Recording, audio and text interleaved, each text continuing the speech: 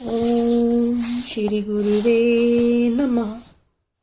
चैतन्यं शाश्वतं शान्तं व्योमातीतं निरञ्जनं नादिबिन्दुकलातीतं तस्मै श्री गुरुवे नमः।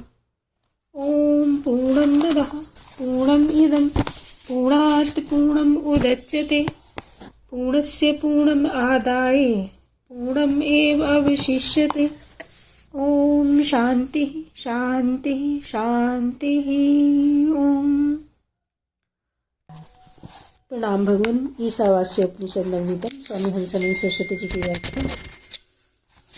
और शीर्षक है भगवान, ब्रह्म के तरफ निहार ले तो संसार स्वप्न की तरह बन जाता है। रामायण का एक मजेदार दृष्टांत यहाँ दे सकते हैं। परशुराम और लक्ष्मण का संवाद हो रहा था। परशुराम के प्रश्नों का उत्तर जब लक्ष्मण देने लगे तो परशुराम को क्रोध आ गया। इस बालक को मेरे आंखों के सामने से हटा दो, नहीं तो मेरी परशु की धार से यह सब यमलोक जाने वाला है। तो लक्ष्मण ने कहा कि आपके ही मुख से यह बात मैंने सुनी कि पृथ्वी में घूम घूम के 21 बार परशु से क्षत्रियों का नाश कर चुका हूँ। तो क्या अब तक आपके शत्रु नष्ट नहीं हुए? अब मैं आपके सामने शत्रु बनकर आया हूँ, तो कहते हो इस बालक को मेरे आंखों के सामने से हटा दो, नहीं तो मेरे परशु से यमलोक जाएगा। अच्छा, मान लो मैं स्वयं ही आपके आंखों के सामने से हट जाऊं, तो क्या संसार से आपके सारे शत्रु समाप्त हो जाएंगे? संसार में फिर तो कोई आपका शत्रु रहेगा नहीं। अजी आप ब्राह्मण हो, ब्रह्म की तरफ निहार लीजिए। केवल दृष्टि मात्र से यह संसार नष्ट हो सकता है। ब्रह्म की दृष्टि करिए, संसार 1 मिनट में समाप्त हो जाएगा। सो तो करते नहीं और सच्चे परशु से झूठे ही संसार को मारना चाहते हो। झूठा सर्प कभी सच्चे अस्त्र शस्त्र से मरता है, अजित ज्ञान से मरता है। ब्राह्मण हो तो ब्रह्म का ज्ञान करना चाहिए। ब्रह्म में तो तीनों कालों में संसार है ही नहीं।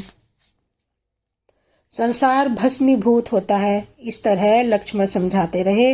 राम के साथ लक्ष्मण रहते थे ना। ज्ञान की कथा, आत्मज्ञान को सदा सुनते रहते थे। कितनी भी तपस्या करें, भक्ति करें, कर्म करें, मगर ब्रह्म को न जाने तो संसार का नाश थोड़ा ही होगा। आँख मीच कर बैठ जाओ, तब तक संसार नहीं दिखाई पड़ेगा, मगर आँखें खोलोगे तो तुम्हारी समाधि भंग होते ही संसार तो सामने रहेगा ही। शत्रु तो संसार ही है, परशु से उसका क्या नाश होगा? ब्रह्म की तरफ अगर निहारने तो सारा संसार स्वप्न के समान है, रज्जु के समान है। इस मंत्र में यही बताया है कि ईश्वर और जीव का भी स्वरूप तीनों देहों से भिन्न अधिष्ठान रूप ही है, और तीनों देह अध्यास रूप है।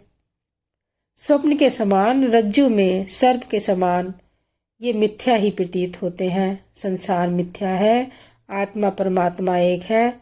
संसार की मिथ्या प्रतीति से आत्मा की कोई लाभ हानि नहीं है। ओम शांति शांति शांति।